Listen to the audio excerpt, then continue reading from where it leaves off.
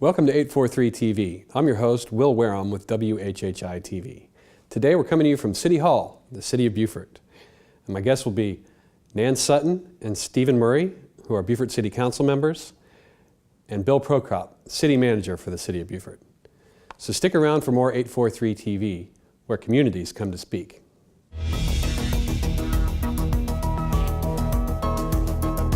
.843 TV, where Bluffton comes to speak. Where Spring Island comes to speak. Where Hilton Head Island comes to speak. Where Beaufort comes to speak.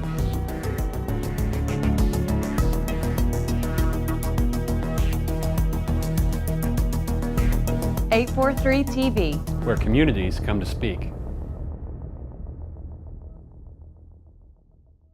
Welcome to 843 TV. Today we're joined by Nan Sutton and Stephen Murray, both Beaufort City Council members. Thanks for joining us. Yeah, good morning. Thanks for having us. Yes. Absolutely. So y'all recently had your annual retreat, Beaufort City Council's annual retreat. Can you tell us a little bit about what goes on at these annual retreats and what happened at this year's retreat? Yeah. Well, it was my first one, Okay. but it was very interesting. We basically made a strategic plan for 2 years, and Okay. here's a copy of it, as you can see, 2017 to 2019, and this is online on the City of Beaufort's website. Basically we just focused on, there were 5 goals, main goals, and it was interesting to me because we focused on things that we can accomplish Right. over a 2-year period. Right. So it wasn't these big, huge, I mean, there's some big things in here, Right. but it's stuff that you can really accomplish, I felt like. Mm-hmm. And it was a little bit different apparently than the years before, in that we had input and feedback from the neighborhood associations, all of the department heads in the city, and all of our boards and commissions. Mm-hmm. So it was very comprehensive, I felt. So let's talk a little bit more about these goals that you identified, the 5 goals. Can you share with us what kind of an overview for each of them, or for the first? Yeah, well, I think the first one is centers around economic development. Okay. And trying to diversify the tax base. And this has been a goal of City Council for the past 2 years. Mm-hmm. And specifically trying to create economic opportunity for our citizens. Yeah.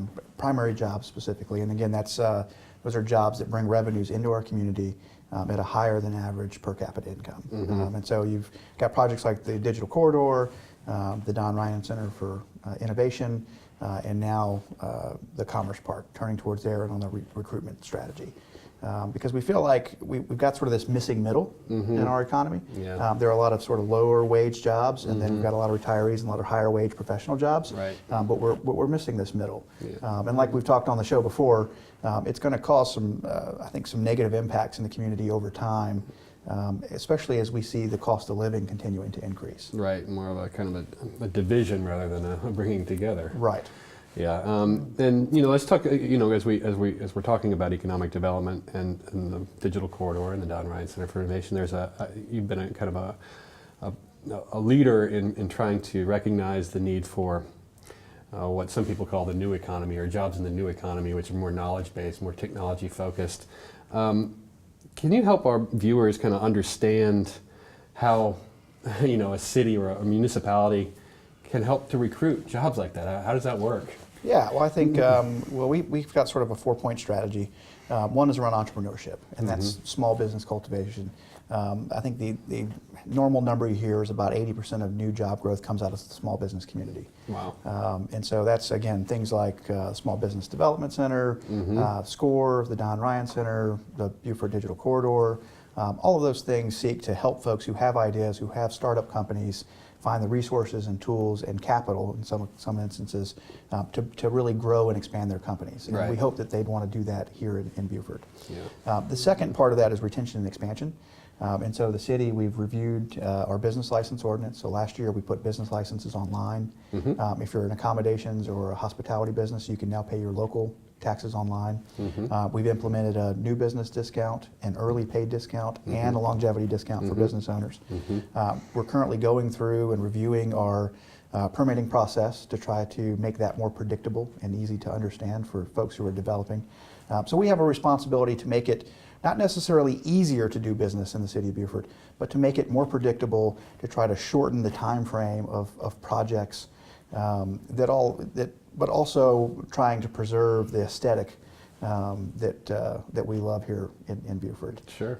And then finally is recruitment, and that's outbound marketing and making sure we have the right type of infrastructure for companies who may want to move their businesses here. Sure. And for those viewers who don't know, both Nan and Stephen are small business owners here in Beaufort and have been doing business here for a while. So Yes. you have firsthand experience on Yes. how that works. So thank you for sharing your insights. So let's talk about some of the other goals. In addition to economic development, you obviously touched on a number of other things. Yeah, so one of our second goal is to maintain a proactive communications plan. Uh-huh. So we've got a lot of great things going on in the city, and Right. whether it's the Boundary Street project, which is on time and relatively on budget, a $32 million capital improvement project. Right. We've got a great infill project with Duke Street, and we've got great things going on downtown. We've got great things going on in economic development. But when you talk with citizens, a lot of folks don't know exactly what we've got going on with the city. And I think there has been a shift away from maybe traditional newspaper, traditional media outlets. My family's a perfect example of we've cut the cable, we've cut the cord. Yeah. So we don't watch local news stations Yeah. anymore. Right. So where do our citizens get the information that the city needs to put out to them? Right. And so that's social media, things like WHHI, press releases. So we're going to try to have more of an organized, focused strategy to let our folks know exactly what we're doing great, but to also get feedback so that we can find out what we can do better. Right. Communication is a two-way street. Right. Absolutely. And I think with the Public Information Office, which we don't have right now, I think it'll be a good step forward to communicate. And I think we really found out during Hurricane Matthew that social media Yes. was the key, was what everyone went to. Not the newspapers, it was social media Right. where they really found out the information. So it's something I think we need to work on, but we'll get to it eventually. Yeah, Nan, you've been at the forefront of communicating via social media, Yeah. so we all appreciate Well, I have that. as well as Stephen. We both have. Yes. There's a joke on council now that we're the two social media, people. Experts. Well, fantastic. We need to take a quick break, but if y'all stick around for one more segment of 843 TV here in the city of Beaufort.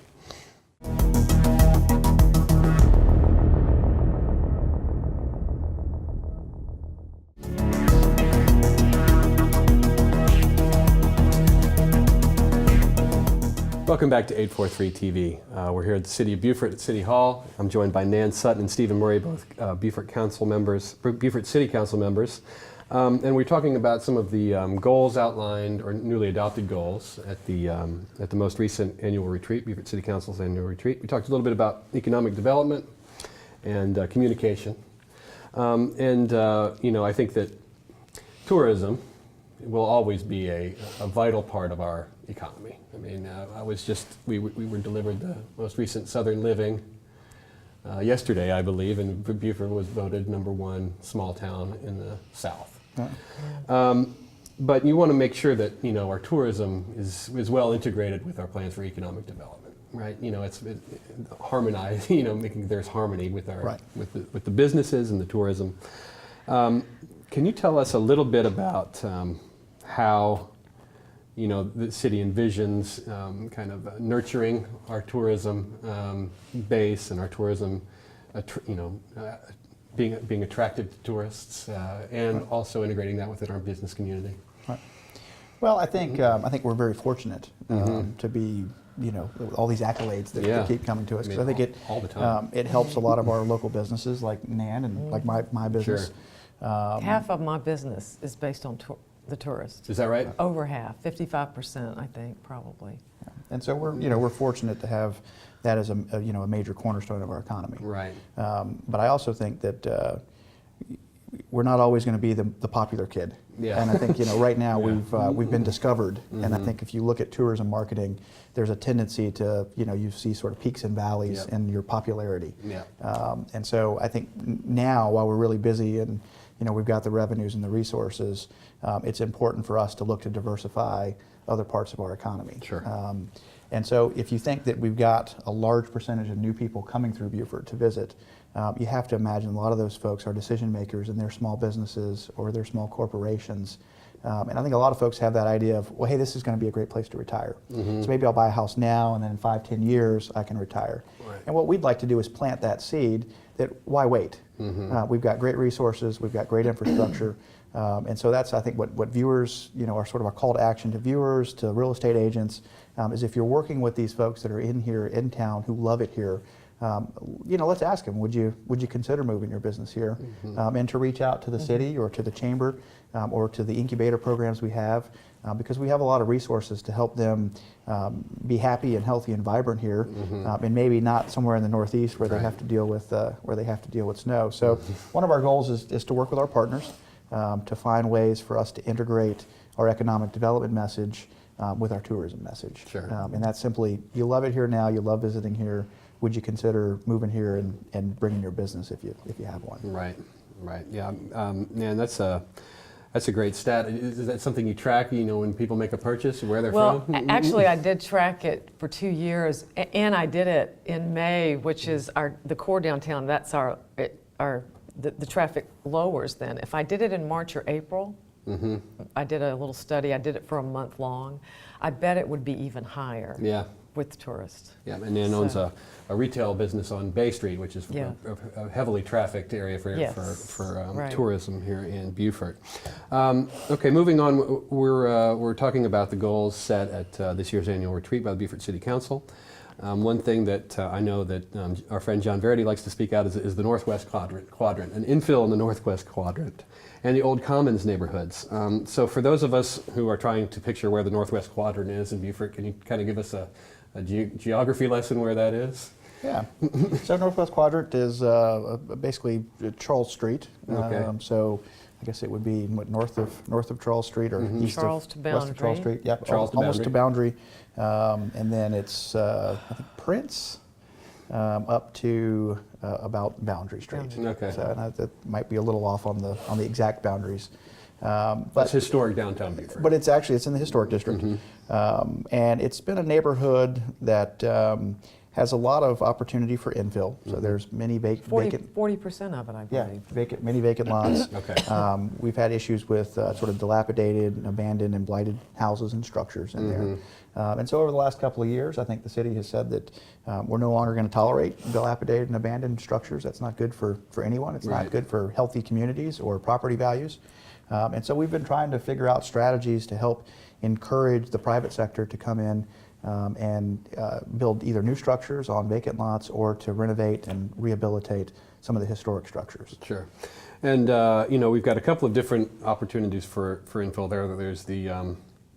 There's the super high-end houses that are available to those who have the resources, and then we also need to be aware of the need for more affordable housing, Right. in Beaufort. And how does the city help with advancing that? Well, that's something I think we're pretty excited about, and we're going to put a lot of energy into this year. We've talked a little bit about economic development and how the cost of living is really going to be a challenge for us. And just a couple of numbers. So the average cost of owner-occupied housing in the state of South Carolina is about $137,000 a year, or $137,000 per unit. Sorry. Right. Okay. In the city of Beaufort, that number is just over $250,000. Okay. Meanwhile, per capita income is $27,000 and some change. So if you've got two working folks at home making $60,000, but then they have to go out and find a $250,000 house, those numbers just don't work. So as we continue to see, the cost of owner-occupied housing go up without a whole lot of increases in income, we see what's happened over the last 10 years, and that's 25% of our 21 to 44-year-olds leaving the city. Yeah. And that's not good for anybody. We really want to maintain our community diversity. So Phil Cromer is heading up our affordable workforce housing task force. In conjunction with Habitat for Humanity and the Beaufort Housing Authority. And so they are looking at a couple of projects now to encourage several affordable or workforce housing throughout the city. So hoping in the next year we'll have some exciting news. Awesome. Well, this is great stuff. Thank you very much for sharing some of the what went down at the annual retreat and City Council's goals for the next couple of years. Thank you very much, Stephen and Nan. Yeah, thanks, Will. Thanks for having us. And stick around for another segment of 843 TV.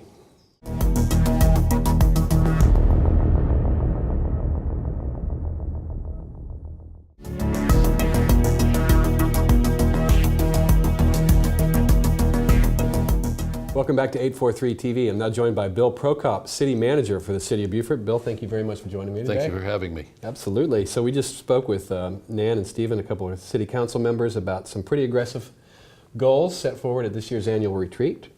In your view, as City Manager, what's it going to take to achieve some of these goals? Well, I think the most important first step is, as a city, we have a very unusual relationship with our council and the staff. We really work together. As you heard, many of our goals, there's a council member that's heading up some of the goals, and our staff is integrated, so it's not a we-they situation, which makes it easier. Right.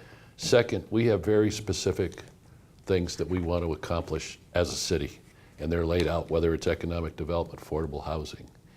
What this really helps us from a staff point of view, because what we're able to do now is our budget's now being developed to meet these goals. Okay. Rather than have a budget and then we have what goals and not necessarily meeting. Right. So what we're really focusing the staff on basically two key elements. As it says here, laser rather than layer. We're looking at performance and we're looking at technology. Councilor Murray mentioned that we automated our business licensing. We're upgrading our police department in the way they analyze crime. We're using GIS more for things that we're doing. And we're just switching our entire organization to a performance management way. So whether it's the person mowing the lawn or the lieutenant in the police department or the battalion chief of the fire department, they're all going to have goals that relate to these goals. Okay. And basically, we have a report card at the end of the year. Like anybody else, we're not perfect. Right. But we can go out to the public and say, here's what we said we're going to do. As Councilor Sutton said, this is 2 years. How are we doing? Right. It doesn't mean that we don't have to shift along the way, but at least we're focused. Right. And to me, we now have a tool that's a working tool versus so many, I'll say, whether it's municipalities or business, develop a plan and put it on the shelf. Sure. This is a working document, and all of us, talking at staff, are knowing that we now have posters in every department. These are our 5 goals. What are you doing to these goals? We want all our employees to become ambassadors, and to be an ambassador, they've got to know what these goals are. So it's, to me, a helpful management tool, and that's how we plan to use it. Absolutely. I mean, you can set out all the goals you have, but the more precision and the more metrics you have to measure yourself up against how you're helping to achieve those goals is incredibly helpful. And so let's talk about the number 1 goal on this in the strategic plan. Right. Is economic growth. I mean, that's kind of a central focus here. We've talked about that quite a bit. We've already seen evidence of positive commercial growth here in our area. We've got a new car dealership under construction and a brand new Walmart on Ladies Island, which is inside the city limits. Let's talk about how these goals, the evidence of these new businesses being developed help support and help you shape, kind of the path towards achieving some of these goals, specifically economic growth. But I think the important thing here, what we try to do, and again, whether it's Walmart or the car dealership or the new restaurant, we try to get to know the people and what their needs are, and how can the city help them. Right. Just yesterday, we had a luncheon with the 5 or 6 businesses that we annexed in Ladies Island. And it was just to say, okay, here's our management staff. If you have questions, how can we help you? So I think having to understand the business needs, but also you take, I'll say, small things, as we established the digital corridor over the last year. But if you went down to the digital corridor right now, you'll see the outside, there's flowers planted, the landscaping's done. We can't just say something's done and we're done with it, move on to the next thing. So as a city, we have to say we have infrastructure needs that will support that economic development, that will support affordable housing. You go to the Duke Street project that they were mentioning about infill. Whether it was Public Works or our fire department or our own staff or members of council, they were all down there helping change that. And the same thing, Beaufort Housing will be painting and improving the area. So it's a community involvement, it's a council involvement, it's a staff involvement of really working together. And if we can keep that going, And as Councilor Murray said too, developing the communications and working with our partners is a big thing that we're spending a lot of time on. Sure. I think we're seeing that with the companies that are coming in, and we're trying to be more business friendly. Yeah, communication is key. Correct. And the more you do this, the better you get, and the more you are aware of these businesses' needs, I'm sure. And you talked about infrastructure here. I mean, we've got a pretty major infrastructure project going on right in front of City Hall. Right. And just the Boundary Street project, can you just give us a brief update how that's going? A brief update is quite simple. It's a $33 million project that's on time and so far on budget. As of 2 weeks ago, in fact, there was a meeting about 2 minutes ago, which we don't know the summary of yet, but we're probably now at 51% completed. The most difficult part is right in front of us, but we've had less than $150,000 change orders, which is very unusual. Yeah. And we have enough reserves to cover all of the change orders plus more. There is some disruptions we know with traffic, and there's some surprises we found, and particularly the duck bank they're working on now on this side of the road. They find more things that no one knew was under there, no matter what drawing, whether it be pipes, wires, plumbs. So far, hopefully no bodies, but Right. it's. But basically, it's on time, on budget, and we hope to have it done by the end of the year. And that is something that not a lot of managers with $33 million projects can say. So congratulations on that one. Bill, thank you very much for joining us today. We Thank really you for appreciate having it. me. And thank you for watching 843 TV, where communities come to speak.